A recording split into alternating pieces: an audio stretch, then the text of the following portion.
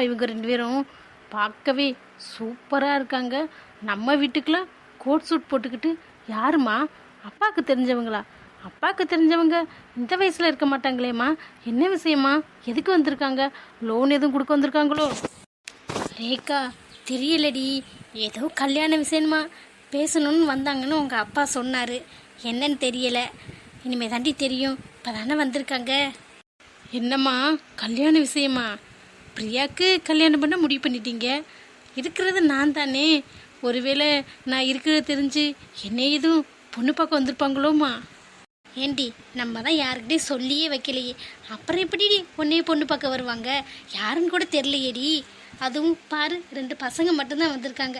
அதாண்டி எனக்கு என்னமோ குழப்பமாகவே இருக்குது. ஆனால் பார்த்தா பெரிய எடுத்து பசங்க மாதிரி தாண்டி இருக்காங்க. நம்ம வீட்டில் சம்மந்தம் வச்சுக்கிட்டா நல்லா தான் இருக்கும். ஆனால் என்ன விஷயம்னே தெரியலையேடி. அம்மா, எனக்கு ஒன்று தோணுது, சொல்லவா? ஒருவேளை நான் எங்கேயாச்சும் போகும்போது என்னை பார்த்து என்னோட அழகில் மயங்கி என்னை தான் கல்யாணம் பண்ணிக்கணும்னு அப்பா கிட்ட பேச வந்திருந்தா நீ ஒத்துப்பலம்மா? ஏண்டி, இதெல்லாம் சினிமாவில் தான் நடக்கும், நிஜத்துலலாம் நடக்காது. அப்படிலாம் கற்பனைப்படாத. அப்படி ஒரு வேளை நடந்தால் முதல்ல சந்தோஷப்படுறது இந்த அம்மா தாண்டி. பசங்களை பார்க்கும்போதே எப்படி இருக்காங்கன்னு தெரியுமா? நல்ல வசதியானவங்க தான் போல், நல்லா சம்பாதிக்கிற பசங்களாக தான் இருக்காங்க. இந்த மாதிரி பசங்க உன்னை கல்யாணம் பண்ணிக்கிறேன்னு சொன்னால் நான் என்ன வேணான்னு சொல்ல போகிறேன்? 2 பேரில் யாராக இருந்தாலும் ஓகே தான். 2 பேரும் பார்க்க நல்லா தான் இருக்காங்க. யாராக இருந்தாலும் எனக்கு ஓகே தாம்மா. என்னை எங்கே பார்த்து பிடிச்சிச்சோ தெரியல, வந்துட்டாங்க. எனக்கே ஒரு மாதிரி இருக்குது. இவங்க வர்றது தெரிஞ்சா அழகோல சாரீ கட்டியிருப்பேன். இருந்தாலும் இந்த ட்ரெஸ் நல்லா தானம்மா இருக்குது. உனக்கு என்னடி, எந்த ட்ரெஸ் போட்டாலும் தேவாத மாதிரி தான் இருப்பேன். இப்படி தான் எங்கேயோ பார்த்து பாரு, வீட்டுக்கே வந்துட்டாங்க. உங்கள் அப்பா உடனே ஓகே சொல்லிடுவார் பாரு. சொல்லுங்க தம்பி, நீங்க 2 பேரும் யாரு? ஏதோ கல்யாண விஷயம் பொண்ணு அப்படி இப்படின்னு சொன்னீங்க. எனக்கு ஒன்றும் புரியல. சரி, பேசிக்கலான்னு தான் உட்கார சொன்னேன். முதல்ல நீங்க யாரு? அங்கிள், என்னோட பேர் சஞ்சய். இவன் என்னோட ஃப்ரெண்டு மதிமாறன்.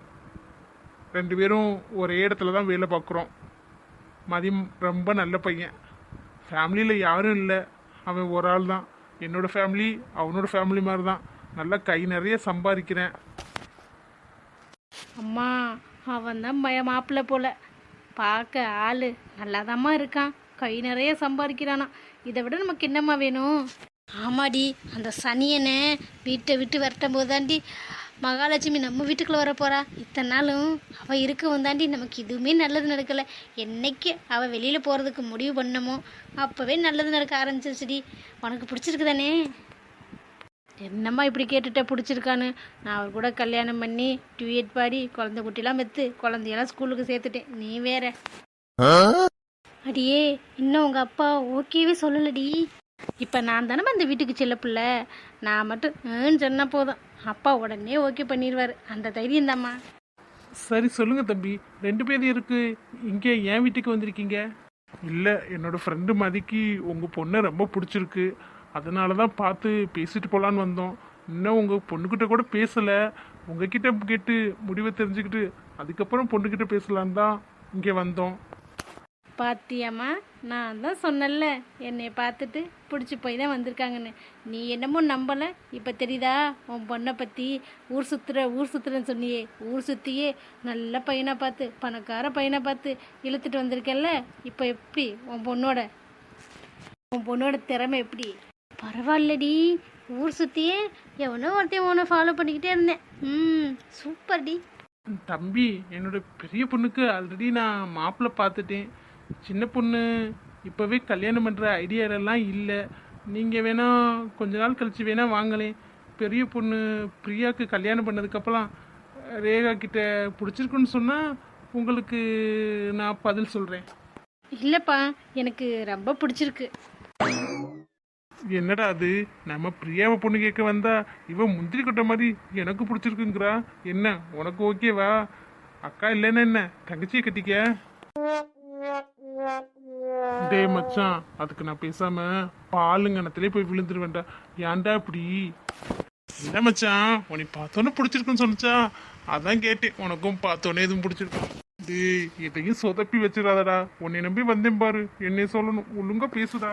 சரிங்க தம்பி, என்னோட பொண்ணுக்கும் பிடிச்சிருக்குன்னு தான் சொல்கிறா. இருந்தாலும் நான் விசாரித்து பார்த்துட்டு என் பெரிய பொண்ணு கல்யாணம் முடிஞ்சோன்னே அதுக்கப்புறம் என்ன ஏதுன்னு சொல்கிறேன். நீங்கள் வேணா நம்பர் கொடுத்துட்டு போங்க. அச்சோ அங்கிள், நீங்கள் தப்பாக நினச்சிக்கிட்டீங்கன்னு நினைக்கிறேன். நாங்கள் பொண்ணு பிடிச்சிருக்குன்னு சொன்னது இந்த பொண்ணு இல்லை, பிரியா இருக்காங்கல்ல, அவங்கள தான் சொன்னோம். இந்த மாதிரி பொண்ணுலாம் என்னோடய ஃப்ரெண்டுக்கு செட் ஆகாது. அவங்க போட்டிருக்க ட்ரெஸ்ஸை பார்க்கும்போதே தெரியுது. உங்கள் மூத்த பொண்ணு இருக்காங்கல்ல பிரியா, அடக்கமாக எப்பவும் சுடிதார்லேயே இருப்பாங்கல்ல, எல்லாருக்கும் பிடிச்ச மாதிரி அவங்கள தான் என்னோடய ஃப்ரெண்டுக்கு பிடிச்சிருக்கு. அவங்கள பேச தான் நான் வந்தேன். என்னமோ இவன் கொஞ்சம் கொஞ்சம் அந்த பிரியாவை பிடிச்சிருக்குன்னு வந்திருக்காங்க. அவெல்லாம் ஒரு ஆளாமா? எங்கே போய்மா இவங்களை பிடிச்சா அவ? அதுவும் பணக்கார பசங்களை பார்த்து பிடிச்சிருக்கா. ஒன்றும் விவரம் தெரியாதவன் நினச்சா என்ன வேலை பார்த்து வச்சிருக்கான்னு பார்த்தியா? நல்லா வேற இருக்காங்கம்மா, கை நிறைய சம்பாதிக்கிற மாரி சொன்னானே. இவனை போய் பிரியாக்கா நடக்காது, அப்பா கோவத்தில் இருக்கார்ல, பண்ண மாட்டார். நீ ஒருத்தடி ஆர்வக்குள்ளார் அதுக்குள்ளே பிடிச்சிருக்குன்னு சொல்லி என்ன நினைப்பாங்க அவங்க? அப்பா அதுக்கெல்லாம் ஒத்துக்க மாட்டார். ஏற்கனவே ஒருத்தனுக்கு வாக்கு கொடுத்துட்டார்ல, அதெல்லாம் நடக்காது. நீ போட்டு மனசு குழப்பிக்காத.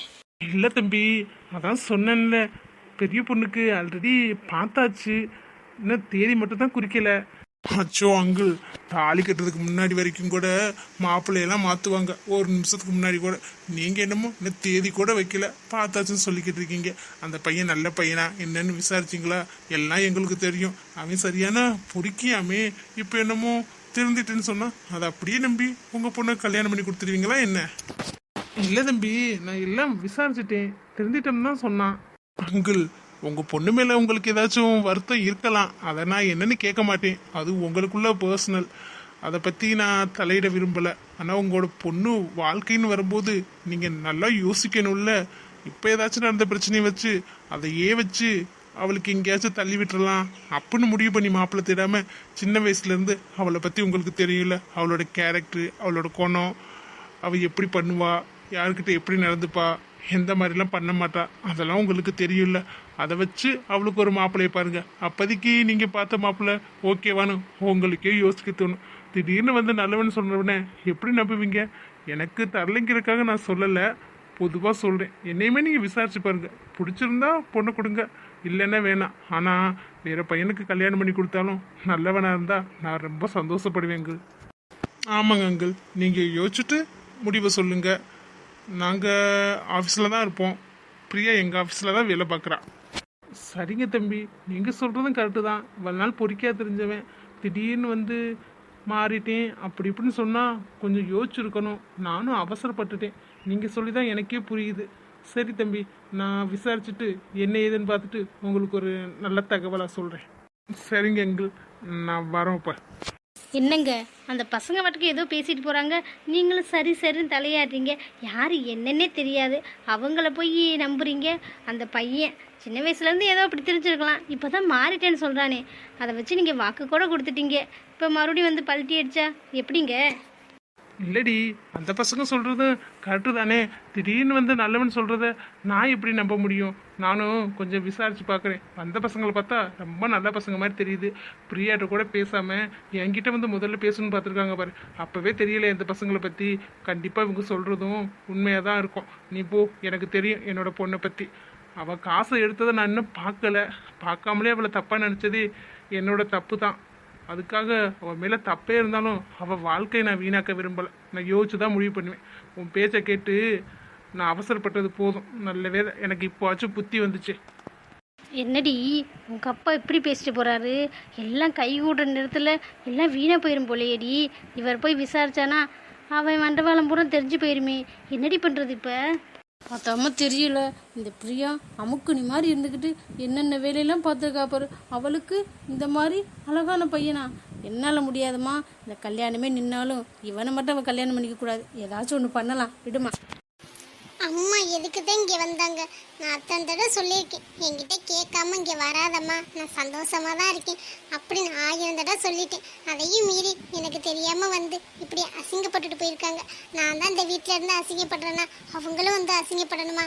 அவங்களுக்கு என்ன தலையெழுத்தா? என் வாழ்க்கை தான் இப்படி ஆகணும்னு இருந்திருக்கு.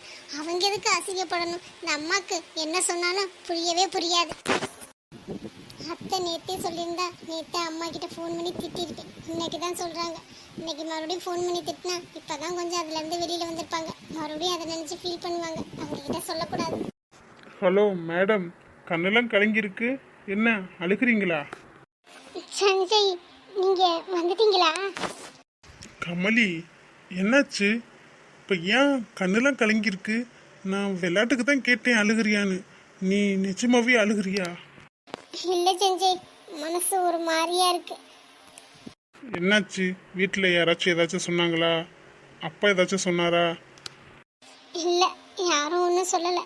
எனக்கு தான் ஏதோ மனசு சரியில்லாமல் இருந்துச்சா, உங்களை பார்த்தோன்னே அழுக வந்துருச்சு. வேற ஒன்றும் இல்லை. சும்மா சொல்லாத கமலி, வீட்டில் என்னமோ நடந்திருக்கு, அதை நீ என்கிட்ட மறைக்கிற. அம்மா கூட மூஞ்சி சரியில்லை, என்னன்னு கேட்டி ஒன்றும் சொல்லலை. சரி, நேற்றே உங்ககிட்ட வந்து கேட்கலான்னு பார்த்தேன். நீ நேற்று நல்லா தான் இருந்த, இன்னைக்கு கலங்கி போயிருக்க. என்ன நடந்துச்சு சொல்லு. நீ தானே என்னோட பெஸ்ட் ஃப்ரெண்டுன்னு சொல்லுவேன். இப்போ இந்த ஃப்ரெண்டுக்கிட்ட எதையுமே சொல்ல மாட்டியா? இல்லை செஞ்சய், நேற்று அம்மா வந்திருப்பாங்க போல.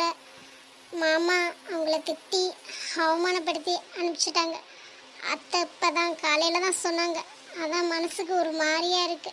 நான் இந்த வீட்டுக்கு வந்தது தான் பிரச்சனை, அதுக்கு என்னையே திட்டலாம். அம்மா பாவம், அவங்க ஏதோ பொண்ணு மேலே இருக்க பாசத்தில் வந்திருப்பாங்க. அவங்கள திட்டணும்னு என்ன அவசியம் இருக்குது? ரொம்ப மனசுடைஞ்சு போயிருப்பாங்க. இந்த அப்பா என்னதான் சொன்னாலும் புரிய மாட்டார். இரு, நான் போய் அப்பாட்ட கேட்டு வரேன். இல்லை செஞ்சய், வேணாம். இப்போதைக்கு நீங்கள் கேட்க போனீங்கன்னா நான் தான் ஏதாச்சும் சொல்லி உங்களை கேட்க வச்சோம்னு அதுக்கு வேற சண்டை வரும். வேணாம், விட்டுருங்க. எப்படி கமலி விட முடியும்?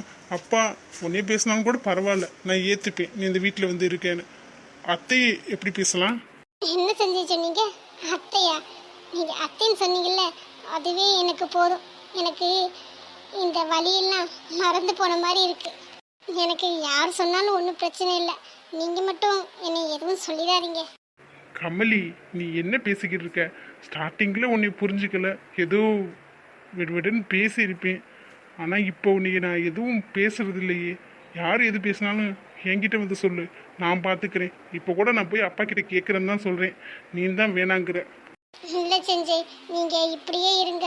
இப்படி இருந்தால் எனக்கு என்னமோ புது தைரியம் வந்த மாதிரி இருக்கு. எனக்கும் இப்படி இருந்தால் நல்லா தான் இருக்குது. நான் யாராச்சும் பார்த்தா தான் தப்பாக நினைப்பாங்க. சாரி செஞ்சு, ஏதோ சோகத்தில் இருந்தனா, அதான் இப்படி வந்து சாரி. இது கமலி, இதெல்லாம் ஒரு பெரிய விஷயமா? ஆனால் நீ இப்படி என்னை வந்து பிடிச்சிக்க நிற்கிறியா? எனக்கு என்னமோ மனசுலாம் லேசாக இருக்குது. எல்லா பாரமும் குறைஞ்ச மாதிரி. ஆஃபீஸ்லேருந்து டென்ஷனாக தான் வந்தேன், ஆனால் இப்போ மனசு ரிலாக்ஸாக இருக்குது. இதுவும் நல்லா தான் இருக்குது. டெய்லி நீ என்ன பண்ணுற? நான் வந்தோடனே இந்த மாதிரி என்னை பிடிச்சிக்க நிற்கிற, சரியா? சரி செஞ்சேன். சரி, அழுக முஞ்சியாமல் இருக்காம போய் ப்ரெஸ் ஆகிட்டு எனக்கு டீ போட்டு எடுத்துட்டு வரியா? இதா போகிறேன், இப்போவே வரேன்.